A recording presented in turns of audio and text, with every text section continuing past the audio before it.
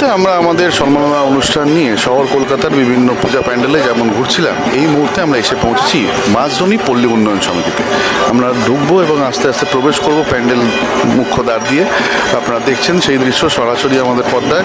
সত্যম news এবং জান Bangla entertainment টিভির তরফ থেকে আমরা এই মুহূর্তে যে পূজা সম্মাননা অনুষ্ঠান করছি, সেখানে আমরা এই মুহূর্তে আপনাদেরকে দেখাচ্ছি পল্লী উন্নয়ন মাঝজনী পল্লী উন্নয়ন সমিতির এবছরে তাদের যে মণ্ডপসজ্জা তা আমরা তুলে ধরছি আমাদের টিভির পর্দায়। আপনারা দেখছেন সেই দৃশ্য, আমাদের ক্যামেরা বন্ধু রিজওয়ান দেখাচ্ছে ওনাদের এবছরের যে মণ্ডপসজ্জা, সেই মণ্ডপসজ্জা এবং সেই থিম আমরা তুলে ধরছি আপনাদের সামনে। আপনারা দেখছেন গুড টাচ ব্যাড টাচ নিয়ে ওনাদের যে এবছরের থিম, আমরা কথাও বলে দেবো কিছুক্ষণের মধ্যেই ক্লাবের সদস্যদের সাথে। তার আগে আমরা তুলে ধরছি ওনাদের ক্লাবের মণ্ডপসজ্জা। আপনারা দেখছেন সরাসরি সেই দৃশ্য সত্যম নিউজ এবং জান বাংলা টিভির পর্দায়। আপনারা সরাসরি দেখছেন এবছরের মাঝজনী পল্লী উন্নয়নের পুজোর থিম।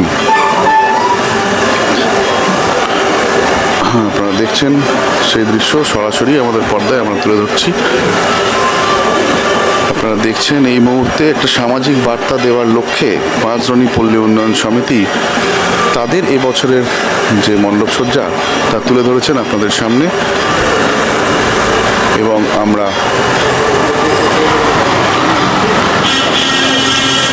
তাদের মণ্ডপসজ্জাও আপনাদের সামনে তুলে ধরলাম। যেরকম ওনাদের এবছরের যে দেবী প্রতিমা, সেই প্রতিমার দিকেও আমরা আস্তে আস্তে এগোচ্ছি। আমরা দেখাচ্ছি আপনাদেরকে মাঝজনী পল্লী উন্নয়ন সমিতি থেকে সরাসরি দেখছেন আপনারা।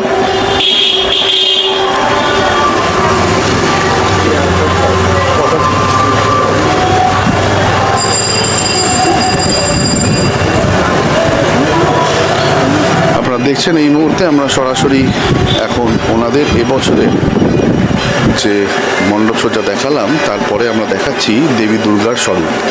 আপনারা দেখছেন ওনাদের এবছরের যে দেবী দুর্গা, ওনাদের যে কনসেপ্টে এখানে পূজিত হচ্ছে মা দুর্গা, সেই দৃশ্য আমরা সরাসরি দেখাচ্ছি। আপনারা দেখছেন মাঝজনী পল্লী উন্নয়ন সমিতি থেকে সরাসরি আমরা মণ্ডপসজ্জা দেখালাম এবং ক্লাবের সদস্যকে আমরা পেয়ে গেছি আমাদের মধ্যে। সত্যম নিউজ এবং জান বাংলা টিভির পর্দায় তোমাকে স্বাগত। এবছরে তোমাদের যে থিম, সে বিষয়ে যদি আমাদের দর্শকদের কাছে একটু বলো। আমাদের এবছরের মেন থিমটা হচ্ছে আমি সেই মেয়ে। এখানে আমরা দেখাচ্ছি একটা নারীর জীবনচক্র, তার জন্মের পর থেকে আপ টু বৃদ্ধ বয়স অবধি তাকে আমরা বিভিন্ন ধরনের চরিত্রে তুলে ধরেছি। তাকে কিভাবে অপমান অবহেলা বা একটা বাচ্চা মেয়ে হিসাবে জন্ম নেওয়ার পরে কিভাবে তাকে মেয়ে হয়েছে, মেয়ে সন্তান হিসাবে জন্ম নিয়েছে বলে তাকে একটা ডাস্টবিন বা আদার্স আমরা একটা ডাস্টবিন বানিয়ে আলাদা করে দেখিয়েছি। এবার এরকম প্রতীকী এরকম অনেক ধরনের জিনিস ঘটছে আমাদের সমাজে। আপনারা লেখাগুলো পড়লে বুঝতে পারবেন। এই লেখাগুলো আমাদের আশেপাশে আপনার বাড়ি আমার বাড়ি মেয়ে যদি সন্তান থেকে থাকে তাদের এই কথাগুলো শুনতে হয়। তো সেই জিনিসগুলোকে আমরা তুলে ধরেছি। আর এমনই একটা জিনিস তুলে ধরেছি যেখানে আমরা হাতের মাধ্যমে প্রতীকী হাতের মধ্যে দেখাতে চেয়েছি একটা পুরুষ একটা মহিলাকে কিভাবে হাতের পুতুলের মতো নাচায়। ওটা আমরা এখনও তুলে ধরেছি। ওখানে পুতুলটা এখনও ইনস্টল হয়নি, ওটা বাকি রয়েছে। তার মধ্যে আপনার মাতৃমূর্তির মধ্যেও সেই জিনিসটাই দেখতে পারবেন। একটা মা তার দুই কোলে দুই সন্তানকে নিয়ে দাঁড়িয়ে আছে, বসে আছে এবং দুই ছেলে তার পাশে দাঁড়িয়ে আছে। একদম একদম। তো আপনারা দেখছিলেন এতক্ষণ ধরে আমরা ওনার কাছ থেকে শুনলাম যে ওনাদের এবছরের যে ভাবনা চিন্তা এবং একটা মেয়েকে সমাজে কী কী জিনিস শুনতে হয় তা কিন্তু সুন্দরভাবে এখানে লেখা রয়েছে। আপনারা যখন এখানে আসবেন, আমার মনে হয় দেবী প্রতিমাও যেরকম একটু অন্যরকম দেখতে পাবেন, তেমনই ওনাদের মণ্ডপসজ্জার মাধ্যমে ওনাদের সামাজিক যে বার্তা দেওয়ার ইচ্ছেটাকে, সেটা সত্যিই কিন্তু কুর্নিশ জানানোর মতো। মাঝজনী পল্লী উন্নয়ন সমিতিতে আমরা যে মণ্ডপসজ্জা এবং দেবী প্রতিমা আপনাদেরকে এতক্ষণ ধরে দেখালাম, ক্লাবের সমস্ত সদস্য এখানে দাঁড়িয়ে যারা কিন্তু নিপুণ হাতে তৈরি করেছেন এই মণ্ডপ এবং যেখানে একটা সমাজের প্রতি বার্তা দেওয়া আছে।